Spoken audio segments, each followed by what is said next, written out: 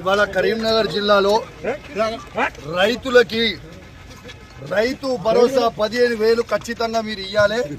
పోయిన 2 సీజన్లు మీరు రైతు భరోసా ఇవ్వలేదు అని ఇలా కరీంనగర్ జిల్లాలో ఉమ్మడి కరీంనగర్ జిల్లాలో రైతుల పక్షాన తెలంగాణ రైతుల పక్షాన మేము దాంతో పాటు ఇలా రుణమాఫీ నా హుజరాబాద్ నియోజకవర్గంలో కేవలం 50% మాత్రమే అయింది. ఇంకా 50% కాలేదు. నా హుజరాబాద్ నియోజకవర్గంలో రైతులకి రుణమాఫీ చెయ్యాలని నేను డిమాండ్ చేశాను.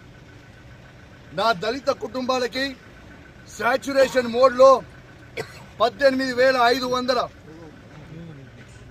కుటుంబాలకి మేము దళిత బంధు ఇస్తే 2వ విడత దళిత బంధుని వీళ్ళు ఇవ్వకుండా మా దళితులకి ఇబ్బంది పెడతా ఉన్నారు.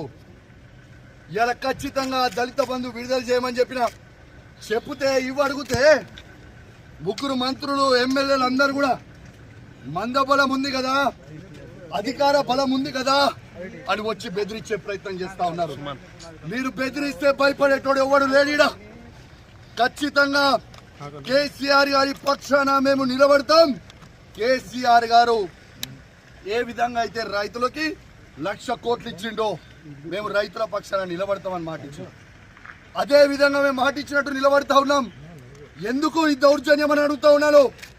మంత్రులు ఎమ్మెల్యేలు అధికారులు సాక్షిగా నేను ఒక ఎమ్మెల్యేగా ఉన్నా ఎట్లా బయట పట్టుకొని నూకేస్తున్నారో ఒక్కసారి మీ అందరు కూడా చూడండి విజ్ఞప్తి చేస్తాను.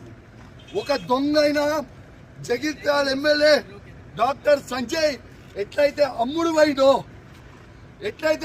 పోయిండో సిగ్గులేనోడు అమ్ముడు పోయినోడు